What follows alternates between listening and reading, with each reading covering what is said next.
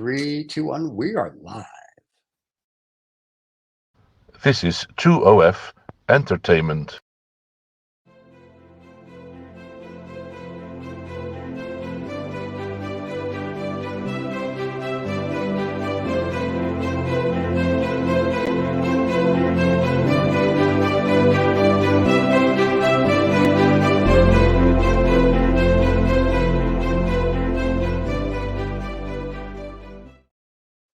And we are here. We're back. Who knew? Oh, we're back. Another week. So, another week. Another week. Yes, another exciting... week. Yeah, another week going by. I can't believe how fast they go by. And it's just to let you know, because you don't know this. This is show 501 for the channel today.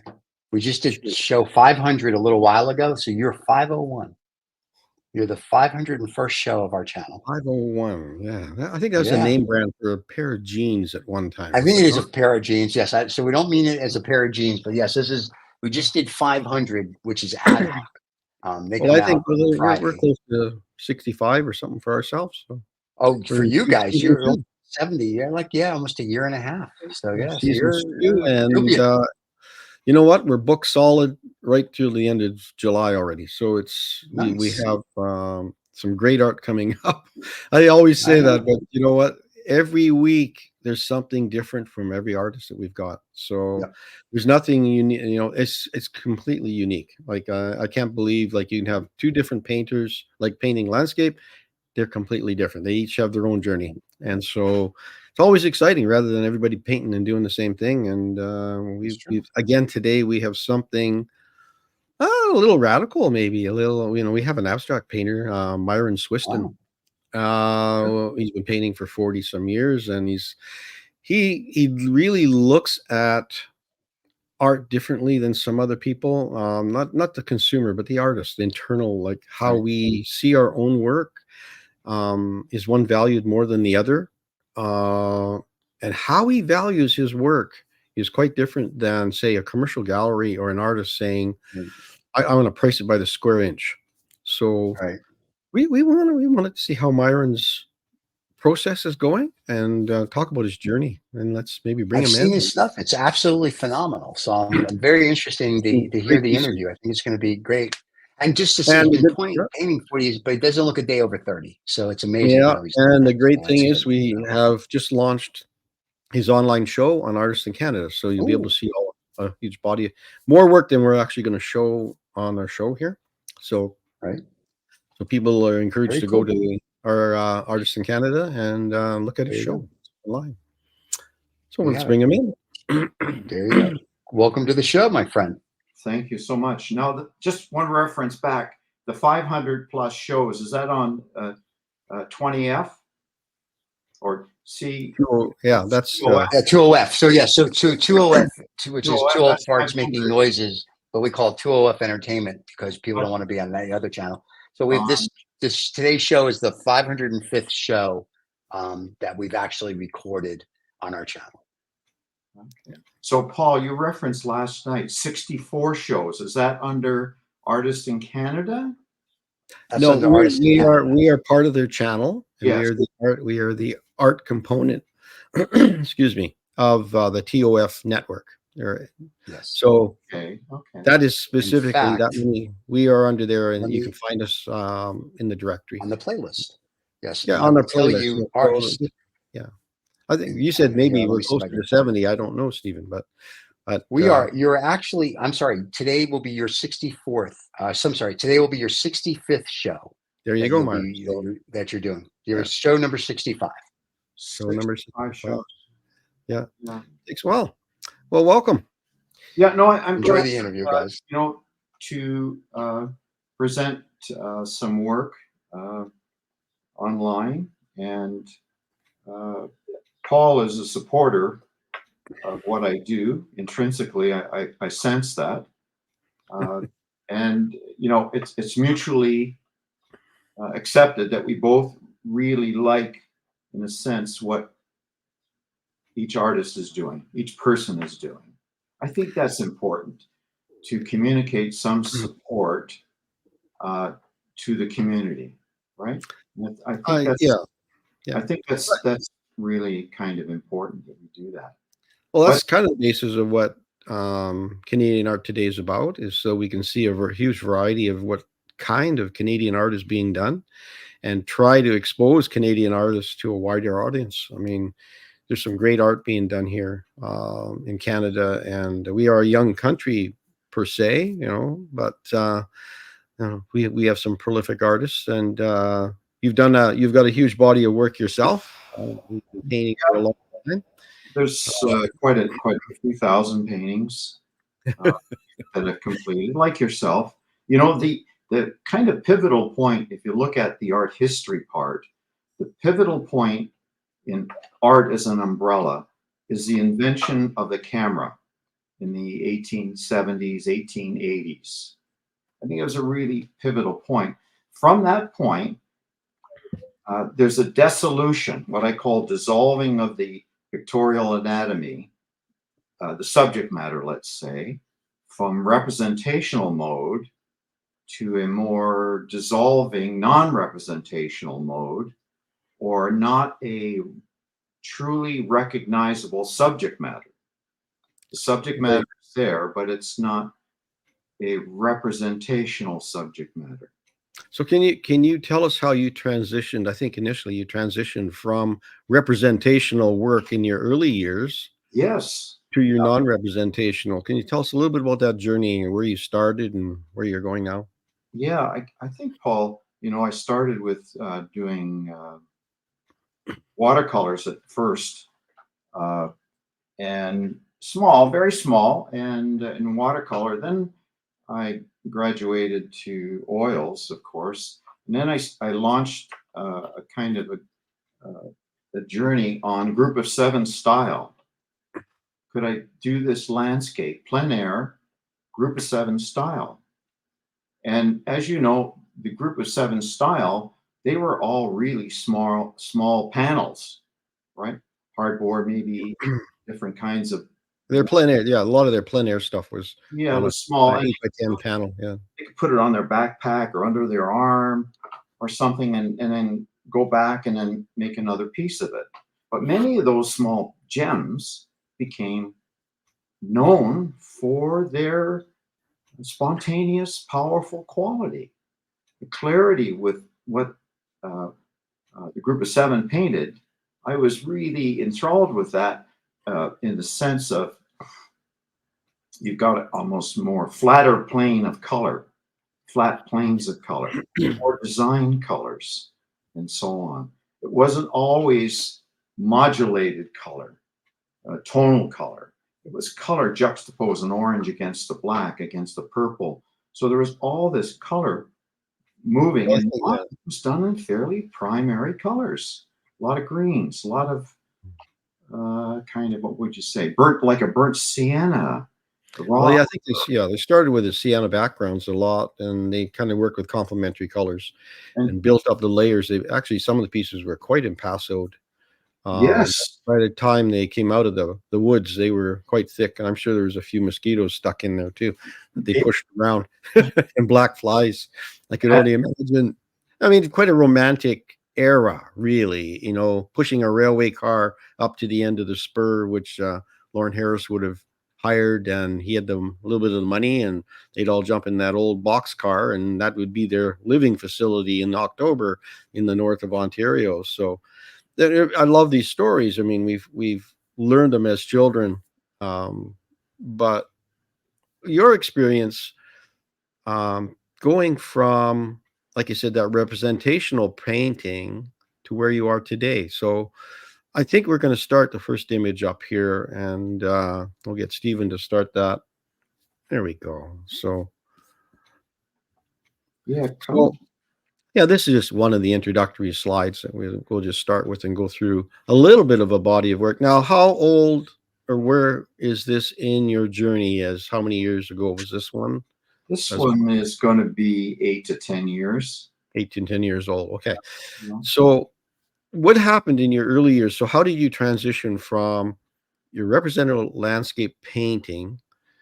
What stages did you go through to get to where you are? Like, Did you jump from the landscape painting to abstraction, or do you feel that that palette that the group of seven may have had, is that influencing you, or is it your, say, your background, say from your grandmother and some of the work that she did in her stitching and knitting and stuff, Yeah, and Ukrainian background? yeah, I think, there's so many influences that we have. I mean, we don't live in the world alone, and we grow first of all, as a person through others, through their experiences that they pass on to us. I think that passing on to us is a heritage, and perhaps that heritage of feeling and connection, we try to make that a living memory, and so we put it into paint. We make it a living memory, so uh, it's not totally. How would you say? It's not something that's flying around in outer space and so on. People tend to think that the journey to abstraction is flying to outer space. No, it is not. It is not unlike Vermeer to be able to see things in detail and to represent those things in detail. But in this case, with abstraction, the pendulum is our sense of being, it's our sense of insight, it's our sense of character, it's a sense of conscience and responsibility. So it's known as interiority, this inner fulcrum around which we may revolve. The most important part of our revolving, let's say, is our heart, right? And we think about our heart in this as a symbolical shape to it. But I think without delving into the anatomy, I said the heart, I want to introduce the heart. And what is this feeling of this heart that we have? And so this kind of painting came about from trying to find this tumultuous sense of our heart without it really being a physical thing, but there is a sense of core value that is our heart. And so that kind of gestated to this painting here that we have. Yeah. So symbolisms become quite important in your storytelling, I guess, of each piece. Yeah. And in some sense, there is some symbolisms, right? Correct? Yeah. Whether it be a heart or writing or words or scratches and marks that you make on the canvas, correct? Yeah, I think that that's part of the process. When I come to a canvas, or I don't have a preconceived idea other than the research I may have done or the history that may have brought us to this point, looking at other artists. For example, the Prairie Painters, the Regina Five, what were they doing? After group of seven paintings, I began to look at the people who were doing non-representational imagery. So the Prairie Painters, I'm dear to them in a sense because I call them the Prairie Painters. They were, yeah, they were. They were like this kind of voice in the wilderness at that time. And then, concurrent to that, of course, was the Painters 11 in Toronto, and in the Automatistes in Quebec, and of course the New York Expressionists. But the people who were doing art in the 70s, I had a chance to meet these painters 11, mostly in Toronto, and talk with them. This is early after my group of seven style with Ray Mead and of course Harold Town. I met all these. Jack Bush. I think Jack Bush was in there as well.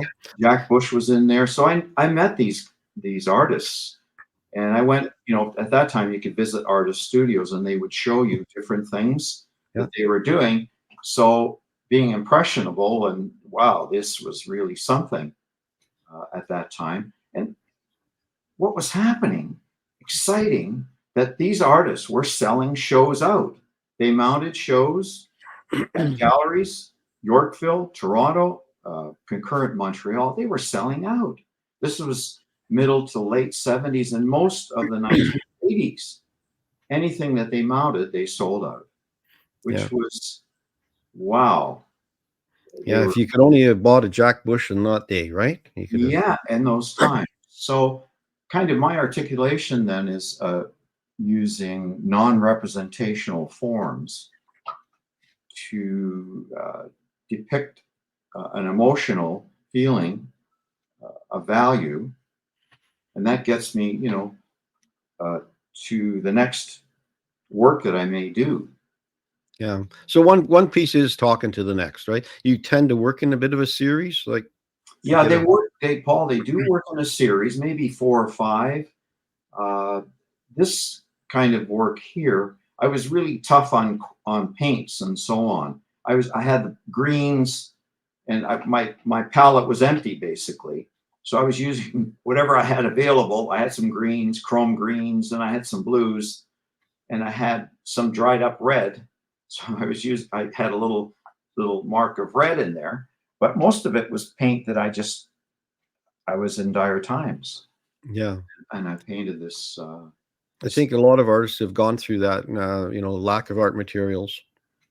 And, do you sell them in commercial galleries at all? I have, but since this, how would you say, this upset that we've had, it's been, how would you say, that a disaster for artists overall, I would say. Because with COVID. With the COVID time and so on, including myself. I kept painting throughout this whole thing. So this work is a representative of a flat surface, and then it has a reflective surface, and then it has some linear structure to it, and it has what I call open forms and closed forms, right? So it communicates to me an articulation that I was having at that time. There's some references to roads, passageways, in, out. There's different things I was using in the mark making process. Right. It's almost like word structures being incorporated into the space. Whether that be symbolisms being whether it be a man's face or a roof or an umbrella of sorts, holding things together in a space. But I think abstract doesn't have to be a true story. It can be about the field painting, can be about color, light, texture. It can be each artist who does that employs those skills, whatever they want to put into their palette, into their plate when they put it on the canvas. So you work on canvas mostly, or on board, or on canvas? I have worked on the solid support birch panels. Yeah, I've worked on those. Canvas is my go-to. It's fairly inexpensive.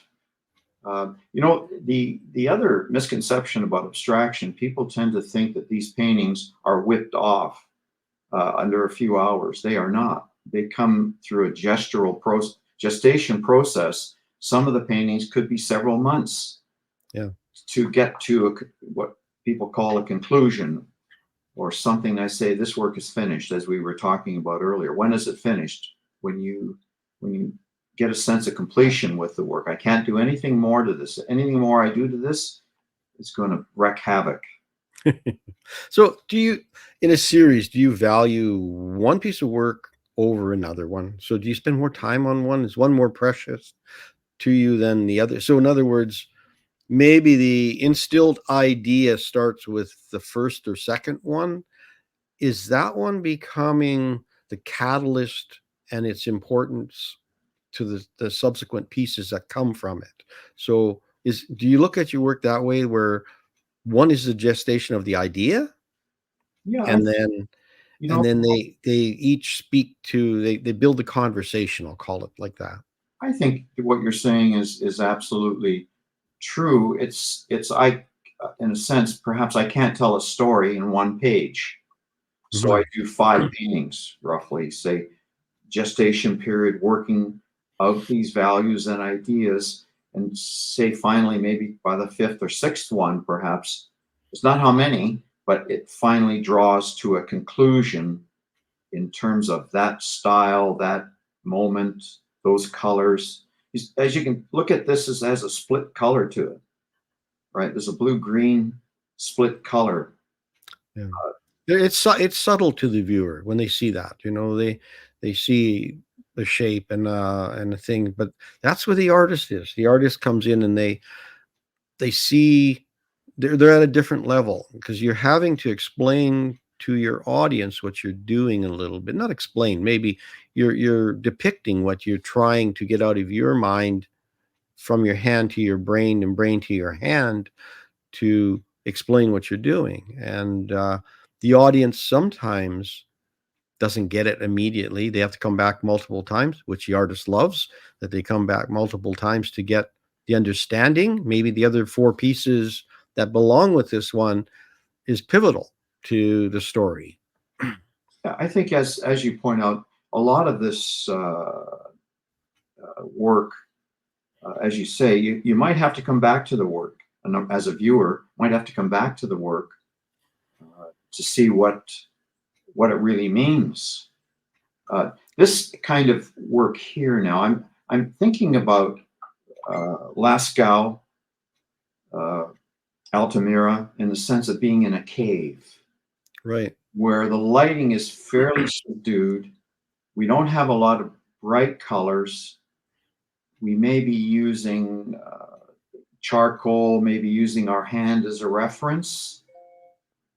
Maybe some, we might be, the thing with this is, where's, in representational painting, we have a sense of gravity, right? What is down, what is up. But in non-representational painting, where is the gravity? Where is the weight, the balance that we achieve? So in non-representational painting, there isn't that immediate sense of gravity, but what the gravity is achieved then through the marks. Yeah. They hold you. They hold you. Yeah. And if the mark is an understand through learning, in other words, a letter or a number form, it does give you this side up feeling, right? You know that the painting goes this side out. I know a lot of abstraction, you can rotate them and turn them around, and some of them work better horizontally than vertical or whatever. But usually when you start putting mark making that is representational of, say, an alphabet or a number system, you get a sense of this side up, right? Yes, A yes, little bit. And yes. then you go back into the field. Is it darker? This one feels very cave wall like and scratched in and understanding that. But it's nice. Um, you've gone back a lot, many tens of thousands of years, you know, in this conversation, right? And Yes. you're bringing your viewer with you. Yet the alphabet and the number system is more current than, I guess, that background, right? The color, the this the place that it's been marked on. So what is that conversation there where you've now written on your own cave wall, right? Yes. In a sense, right? So now Yes. you've Yes. taken me back in history, and I want to know more. You know, that's the great thing. You want to know more. You want to know what this is all about. Now, Um, you can see in this one, there's 3 paintings basically in this series. As you probably have seen, there's this one. There's 3 of them in this series of the cave. I think I've got some farther on. There might be another one. There might be another one, but they connect each other. You'll see as we view them, you'll see a connection between the others, that there is this, what light is in this cave, right? What is it? Is it shone upon, or is it dim, or, but we're Yeah, bringing some, I think, modern times, as you say, language, number, over a very ancient site, yeah, right? yeah. And it can have that feeling of torch lit space. I could see this as a very evocative installation where you had a gallery where you close the lights down and you do have kind of like torchlight lit pieces. So they're not like with the 5,000 aluminum bulbs, like shining onto all the artwork and making sure you see every mark and thing. It'd be so nice to see a dimly lit studio or gallery where you really get a sense of space, where you are actually in that cave looking at these pieces. And you're saying, well, I can't see everything. She said, exactly. You can't see everything. You have to move your own light around. You have to do some different discovery. So it would be an exciting thing, I think, a different experience for a viewer. And that's sort of what I get from that. I like pieces that are that spark us on a little bit. So do you feel, I'm just going to go another one here.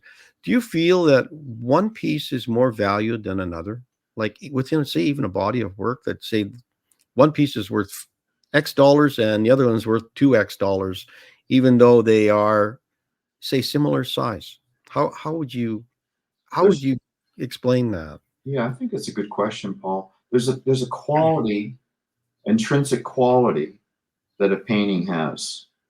It's not, in a sense, it's not contrived.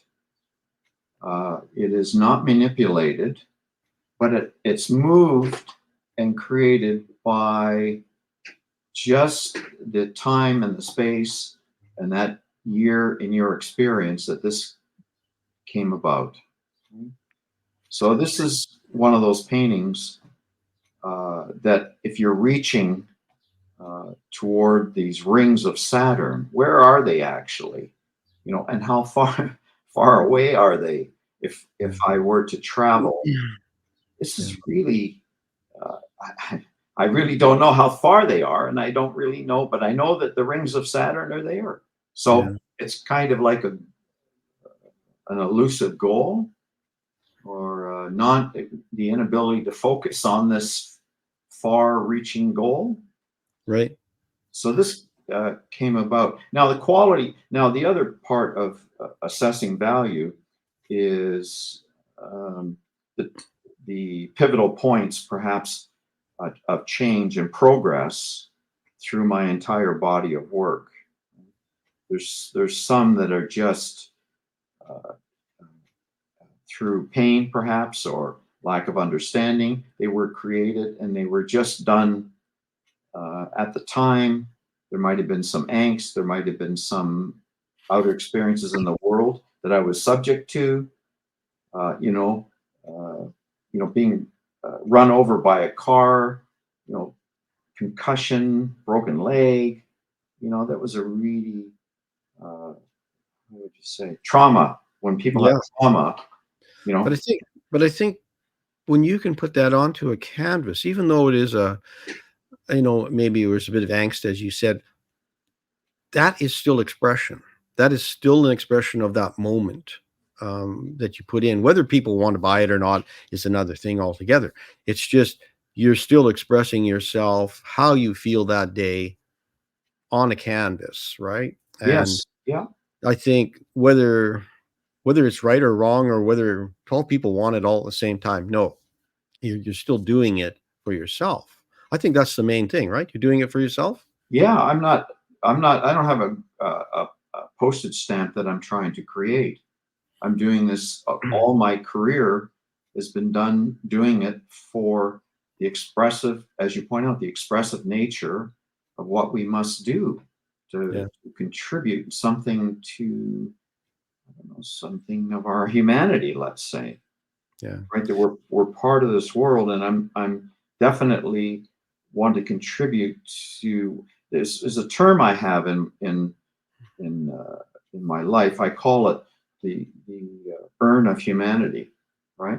And I kind of treat it like this, in a sense, that I'm holding it. And Myron, what can you put into this urn of humanity that's going to make some difference? Yeah, it can be frustrating, I think. But first of all, painting for yourself is the first thing you can contribute, because when you paint based on, say, the person next to you, you're painting a body of similar work without consciousness. You're really just doing it. You're going through the process of applying paint and canvas, and it may look pretty and it may look acceptable and realistic and non-real, whatever you want, whether it be a bouquet of flowers or, like you said, that group of 7 beautiful landscape painting. But you're always trying to strive for your own voice, as they say, in how you do it. And you're sort of doing it because you do, first of all, for yourself, but it's also where you maybe source your information from. And some of that is, um, it's not planned. In other words, you might like to go to a certain restaurant and you go to that regularly. Will that influence what you're doing because you like going to that? Is it, why do you go to that restaurant over some other restaurant? Or if you take certain journeys, do you go within Canada or do you go outside of Canada for your building of knowledge and stimulation, I guess I'll call it. So I don't know, I'm ranting a little bit, but I'm just trying to figure out where ideas come from. I mean, I think, the ideas, that's a good question. I think, there's this, on the external sense, we, of course, we have a fairly solid understanding of art history, of times and places and artists. And I think all of that contributes to our understanding of what we're doing. And yeah, Vermeer really painted something in detail. Or, let's say the other artist that might reference Roberta Lisinski, I was trying to get to Cézanne, his paintings of rocks, vivimus rock painting that he did. It's really powerful work. And as you were pointing out, simplify the rocks, paint the rocks, do the rocks. So now to come back to the other part of it, there's certain gifts, intrinsic gifts that we're all given at birth through mom and dad and their moms and dads, and the historicity of your families. And that comes to bear when you're born, and you try to honor and share that gift that they had given birth and of us. We try to then put back something that we were given. I mean, it's the easiest thing in life is to brandish a sword, right? Easiest thing in life. But to put the sword away and make your mouth the sword or your artwork the sword is a better way of doing it, because it is more, it's not done under anger. It's done under focus. It's done under character. So I have to put back something in this humanity that mom and dad had placed in me, and so on. So did your parents encourage you with your painting? No, not any way really, because they were struggling, being immigrants, struggling to make their way, right? This is really a tough. When did they come to Canada? This early part of the 20th century. See, Ukrainian immigrants, European immigrants were coming to, is it Ellis Island in New York? Mm-hmm. I think is it Ellis Island they call it? Well, that's where immigrants from Canada, from Europe, were going to Ellis Island. And then from Ellis Island, they went up to New York. They went into New York City. Then they emigrated to Montreal and to, of course, as you know, the prairies. They could find. Yeah, we have quite a contingent of Ukrainians here. Yeah, because of the famine in the Ukraine. So yeah. I think, I think in those days, it was strictly my own motivation to do something that was meaningful, that I thought was meaningful. And I continued with it through all the very difficult times. So this piece here is a lot of tension and different things. I read lots of things into this piece, but whether it's almost current today as to what's happening in Ukraine, It feels there feels like there's definitely tension, and there's a lot of things. So in this storytelling, what can you tell us a little bit about Crossing the Wire? What's that about? I think this is a response to the current times, the total upheaval that we've experienced, from a life that we knew. It's like, Paul, at one time, innocence in Canada was afoot, right? You'd leave your keys in your car. House, you never locked your house. People came in if they wanted to get some sugar. They got some sugar, and they replaced the sugar the next day, or milk, or whatever it was. And there was somebody, in Montreal, somebody had coffee going, and people would drop in, the neighbors, and they would get coffee, and they would leave sugar, and they would leave some milk, and it was innocent. But the times are not innocent now. So No, they've ramped up dramatically. Yeah, they've changed over the last period. So this painting is really a result to the modern time, Crossing the Wire, that was trying to get over these jailed times, how to escape the jail that we're in. Yeah. So this was a really difficult time. You can see there's some reference, though, Paul, here to the Lascaux Altamira, in terms of those background colors. Yeah, it continues. Yeah. Yeah, it continues. So those colors were somewhat neutral colors, but this is a response to the upheavals that we have now, and trying to escape these.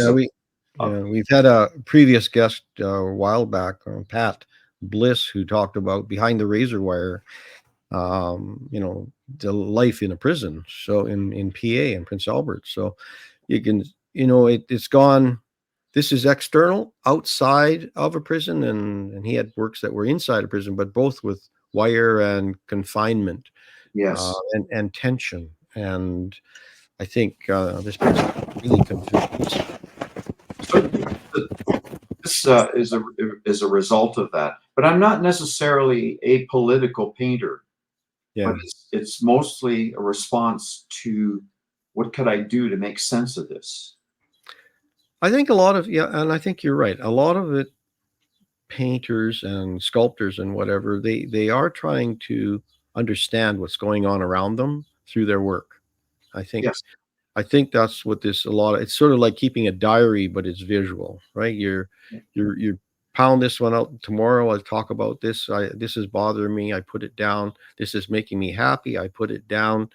And how do I tell people how I am feeling? So if you put all your numbers of thousands of pieces together in a room chronologically, and some by date, it's your life. There's this timeline, I guess I'll call it, that's been created of your work. It'd be lovely to have a space that large that you could put all your work up and walk around from the beginning to the end, endish. I won't say the end because you're still walking around.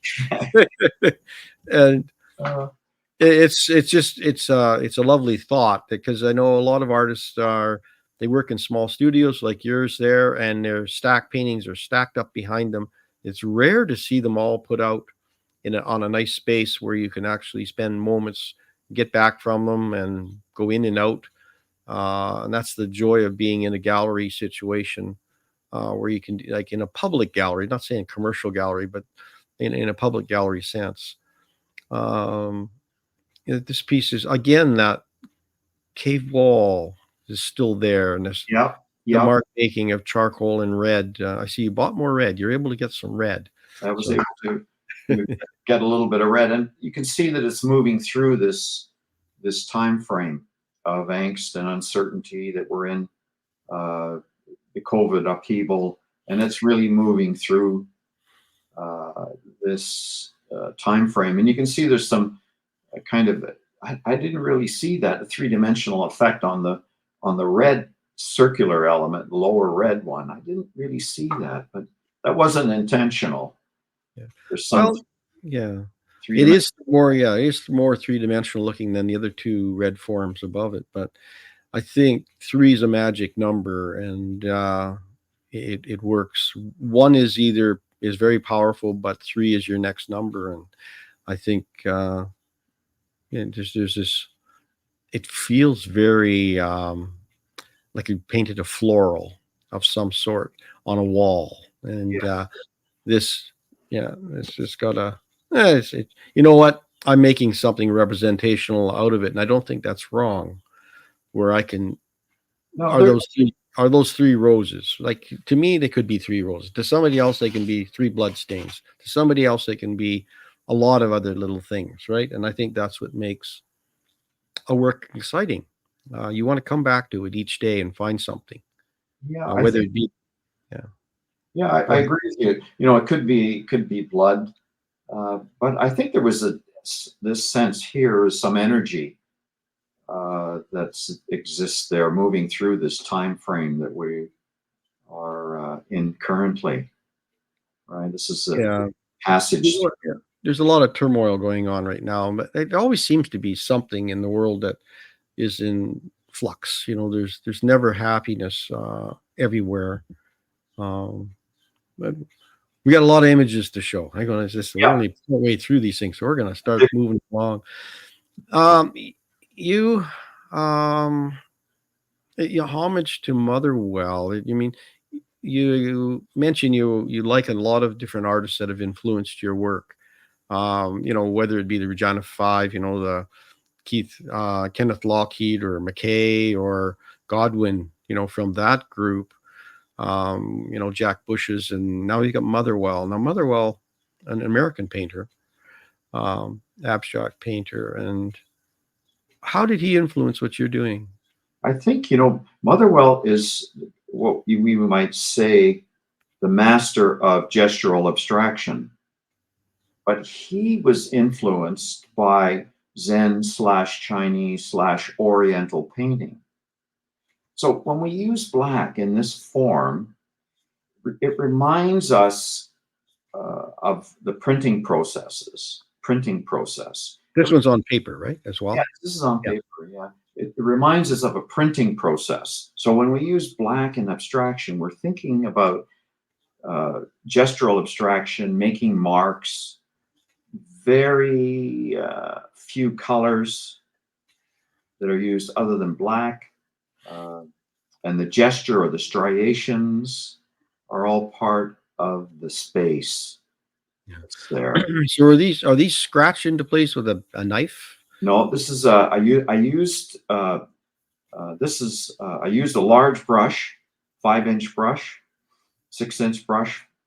And other places I used the back of my brush just to pull out some of the color, right? The striations through there.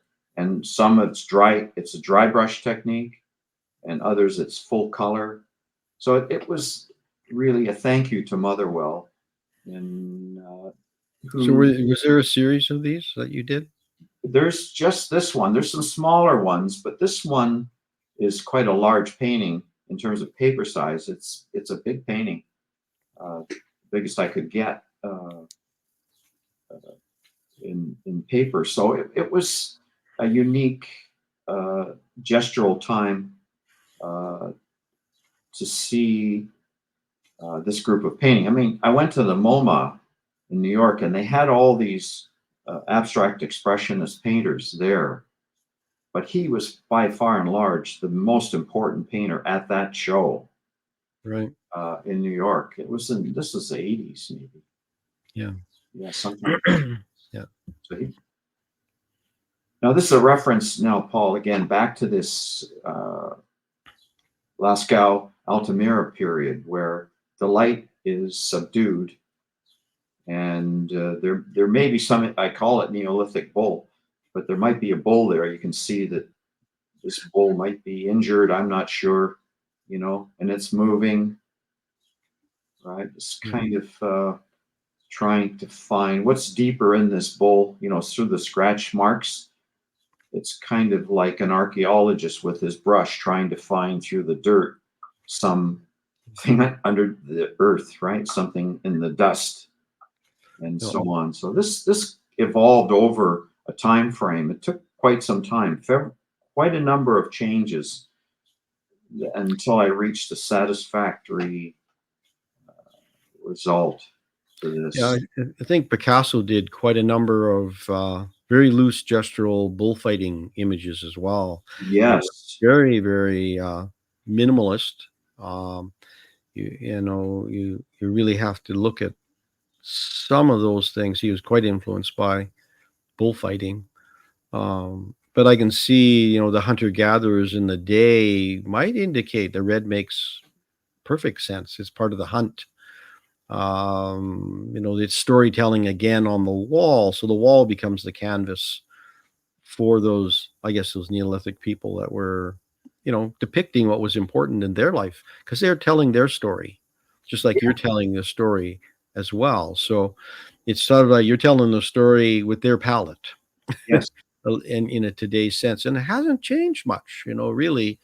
The stories are similar, really. Yes. They're telling you of the time, and they're telling you of their time. So we leave these paintings in archives and museums for future reference and for people to say, what was it like in the 2000s? What was it like in the the 20th century? They kind of, and those pieces of work, do they eventually, I guess, tell a story of the time? If you go back into the 1880s, you'll see a lot of the Impressionists, when they started, they were rediscovering again, trying to rediscover a new way of seeing light, and they had the figure that was involved in a lot of their works, but they hung together in a loose group, uh, to convey their times. Yeah. And I They think did a that, great job of it. They were unified and they did a great job of dissolving the pictorial anatomy with color. yeah. They began to dissolve the picture plane, Impressionists, and it was really a very exciting time. Bernard was there, of course, Monet. They were dissolving picture plane through color, not descriptive color, but emotional, expressive color. So this is a pivotal piece in your work you're talking about, that it's precious to you, this piece. Can you talk about this piece, why it's important to you?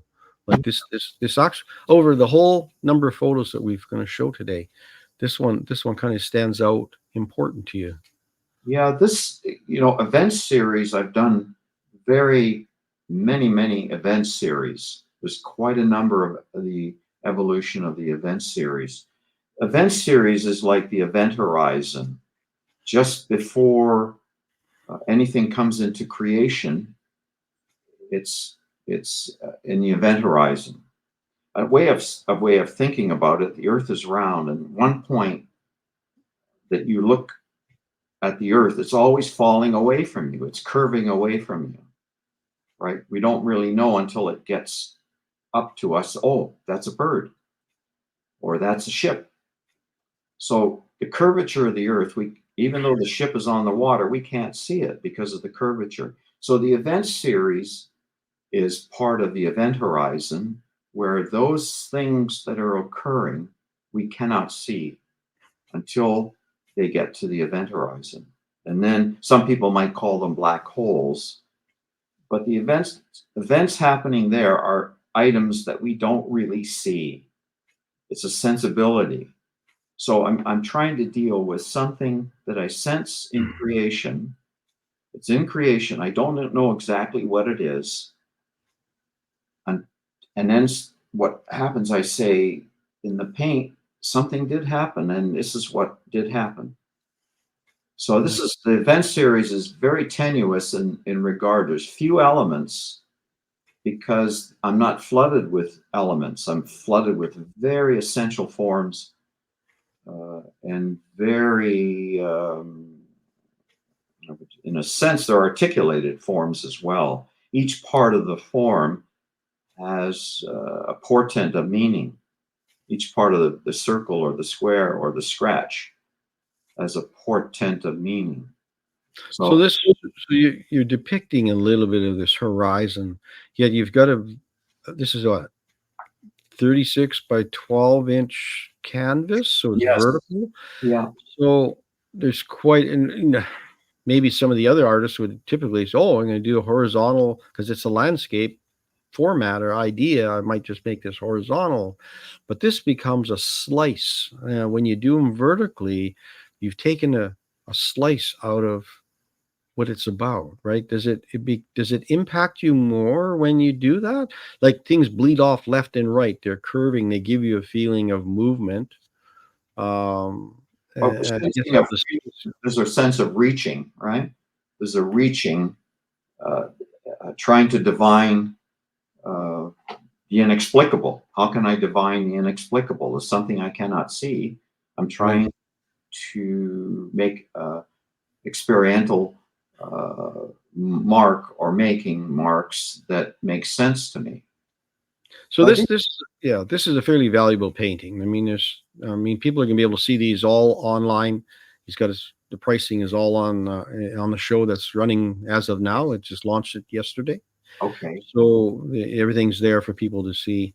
They'll see a variance in price between some of your other works. Like you said, they became works that I guess were of the moment, and they're probably idea gathering, maybe some of those early pieces. So they're priced relative to that. You worked on this one for a while, right? So this one really, this one probably was a gathering of many ideas that accumulated to get to you to this space. This is how I'm trying to understand where we are with this one. These ones, you don't just step up to the plate and do this one. No, right? no, it evolves. There's, it's like, Paul, sometimes you say something that comes out of your mouth and oops, that's the wrong thing. I said the wrong thing to my spouse. I've said the wrong thing to my friend, and you know it. And then you can't put it back in your mouth. It's out. Even though you apologize, it's still out there. But this is kind of, as you point out, trying to get to a satisfactory explanation of an event that's happening that I cannot see with my eyes. So does the price then dictate where that's at? So it tells you at that point, like these are not priced by the square inch. No. These pieces. No. And I'm saying, so basically, I'm trying to make sense of it. So basically, it's sort of the accumulation of all the pieces that came before this, added all up, gives you the price of this one. Yep, you can say that. Is that something that would make sense? I think that there's, in this grouping, there's a number of paintings in this grouping. Like there's a series of these event series. That's why I say event series. There's a number of, in this vertical size, kind of ethereal color, let's say. There's a number in that in the series that I was trying to work out what is the right explanation, what makes sense to me. Right. What can make sense to me. So that's in looking at the curvature of the earth, what's coming up? What's going to be next? I cannot see, although we know it, the world falls away from us, the earth. Yeah, we got to move on. We got a couple more here we want to show some people here. So yeah, this is kind of, I guess, Paul, I every now and then I work with some collage elements, and this is quite some time ago. I'm not sure the dating. This might be quite a while ago. These were using some lovebirds on the stamps. And I thought about this lovebird business, lovebirds, that they're together, right? So I married a kind of imprint with the actual images of lovebirds with the nest and a repetition of the birds in this image, in this painting. Yeah, no, it's good. Are you painting in oils or in acrylic or? I'm painting in acrylic currently. Yeah. Currently, yeah. Yeah. Yeah, this one's.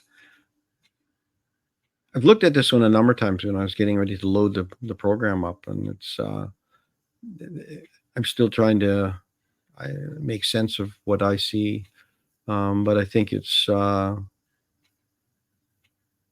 It does have a a confinement space to it. There's the walls and fencing, and there's a. I don't want to be, saying what it is. Is it a face? Is it a lot of things? Because I think a lot of. Can you kind of explain where you're going with this one a little bit? Yeah, I don't know if the name makes sense to me. So Kabbalah is mystical Jewish thought, and Kabbalah is their. It's kind of like the world of magic or the world of mysticism in Kabbalah. This is called Kabbalah fish. So there's a fish here, and there's a fish eye here, and there's also water that puts the fish in the water. But I was trying, and then I took and on the top it says fish. Wow. Okay. I put fish in there, just quickly put the fish in there, but it's intriguing. There's a number of different layers and levels here. As you say, could be a fence. There's a fish. There's a fish eye. There's water. There's something looking at me here. I can't figure out exactly what it is, but there's something looking at me. So I was excited being able to do this, because at that time that I was doing this, it was intriguing to me. The Kabbalah was intriguing to me, and the mysticism of Kabbalah. Right. No, it's got it's lots. I like pieces that have lots of questions in them, and then I think there's there's still questions to be asked about it. But now this one's very Kandinsky-like. I feel like was Kandinsky an influence on you at all, or? Yeah, I think you know what I was trying to think. I said I was sending a thought to Paul, and I said, Paul, I was thinking about Marc Chagall, because Marc Chagall is one of the first painters who had the floating figures, right? That are not attached to gravity. The cows are attached to gravity, but then he has these floating figures that are not attached to gravity. And I had a really good laugh over that. I said, finally, Marc Chagall is painting these dreamlike figures, but in his mind, there's the cow in the field, and sheep's, and so on with wool, but yet he's got this other dimension of these ceremonial, maybe they're married, I don't know, figures trying to intertwine with each other. I think he's quite a great artist, Marc Chagall, telling a story. This is more of the modern time. This is, Kandinsky, he was also playing with moving through the picture plane. The rider, there's the rider painting that he did, which was quite expressive. And he was using these, Kandinsky was using signs, symbols, and signals. I guess like a stop sign. Automatically we see red, we stop, green, we go, and orange is caution. But this is more to do with contemporary times. The change is apparent. It's upon us. And what we think of the world that we see is really not the world that we see. It is faceted and put together by what we know, and of course what people are telling us the way things are, which I don't think that's the way they really are. Yeah, I think social media has probably messed it up quite a bit, because you get to hear a lot of different versions of something coming at you from all different angles as to what is reality. Yes, and it's going to get worse with AI. What is reality? Yes. And so there'd be a whole new series for you. And what is reality? Oh, yeah. This is, I guess, what is it? The reality. What is? It's kind of what we share with each other. If we're sharing, there's a reality. If that's, I think when we're sharing, there's a reality. That's a kind of living memory, what I call living memory. Right. It's not on a what's the word? It's not on a piece of paper, right? We're sharing a living memory. But anyway, this was kind of some excitement coming out of this dire time that we're in. with a lot of mark making coming and gestural energy and so on. So this is kind of like days of light, and I was just in exuberation thinking about this time that we're. How big a painting is this about? It's not big. It's 18 by 18 inches. So a lot of your pieces are that size. They're not massive sizes. They're kind of 18, 20, 30 inches. Is 30 inches a big painting? For me, my paintings of choice are like 5 by 7 feet, right? Big paintings are of choice, but there's a cost factor. But the 18 by 24, I make up, say, 40 or 50 of those at a time.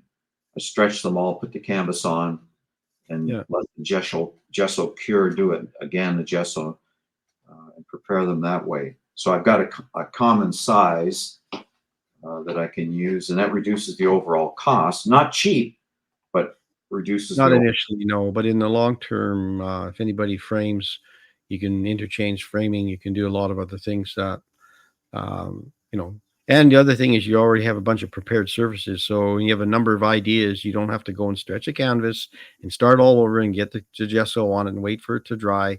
You can actually have a preparation period where you create a whole bunch and then you stock them and then you can pull from them.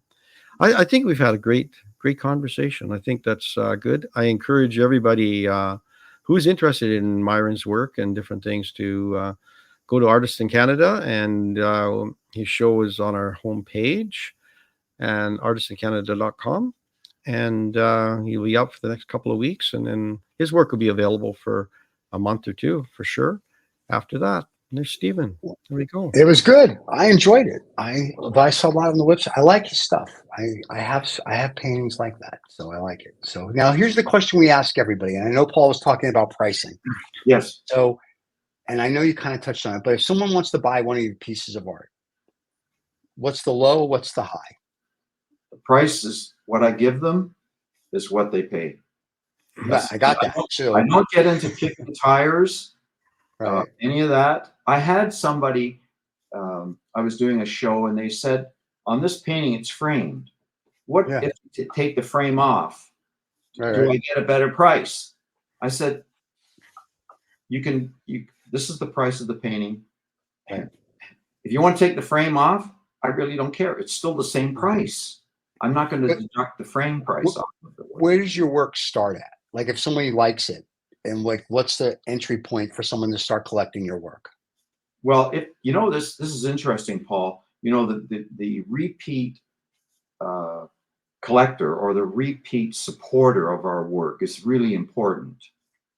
And I find that the person who is supporting me over 50 years now, that person will never ask me to give me a discount. Right. But I'm not asking about a discount. But if somebody sees this show and says, I love his work, I don't know if I can afford it. What's like the entry point that someone can come in and buy a piece of art from you and go, oh, I'm now becoming a collector or a supporter of you? Well, I guess, Paul, as we know, we have it for $475. We do. There you go. There you go. That's is that your answer? $475. Well, that's not my answer. That's your entry point, right? So at $475, someone can become a collector of you. Yeah. And we, like I said, we have them all posted with pricing. Everything is on our homepage, on our website, and people need to see, because each piece is individual and a unique piece. So the price is it's not by the square inch. They are priced as they are priced. They're absolutely gorgeous. They're gorgeous pieces, and it's in Canadian. So, there you go. So, Canadian dollars. Yeah. So basically $475 Canadian, $3.75 US. There you go. And that includes shipping. No, I'm just kidding. Myron, your stuff is gorgeous. No, thank you, Stephen, for that. The pricing issue, I don't really run into that. Right. And people know that I'm not going to, what's the word? Scream or, I've been in some very desperate times, but I didn't sell the painting because I was in desperate times. Right. But I like our fans to know the show. when we have an artist on, I always ask them, like, what's your artwork? Like, what's the starting point? Because some people are intimidated still by art, right? So this way, if we say, oh, it's $475, someone says, I can afford that. So then all of a sudden now they don't feel as intimidated going to your page or looking at your artwork. Now, granted, some of your pieces could be $25,000 as well, but at least they know that if they find something they like, it may be like $475 or whatever. It's not like they don't know. So we always like to give them an idea, just because I don't want them to go like, I can't afford like $18,000. It's like, all right, but they can $475, they can afford. So that's a good thing. So you may pick up some extra fans, or you may get a sophisticated collector, say in Dubai, that may want to spend $20,000 on something. So there you go. We never know. We never know. You never know. Hence the show. Hence the show. Yeah, that we don't know. But I'm not doing pot boilers or almost about that term. We don't. I'm not doing any pot boiler. Not interested. No, your stuff's gorgeous.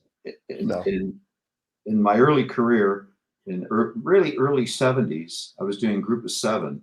A gallery in Yorkville wanted me to do Group of Seven knockoffs, which I could do very easily.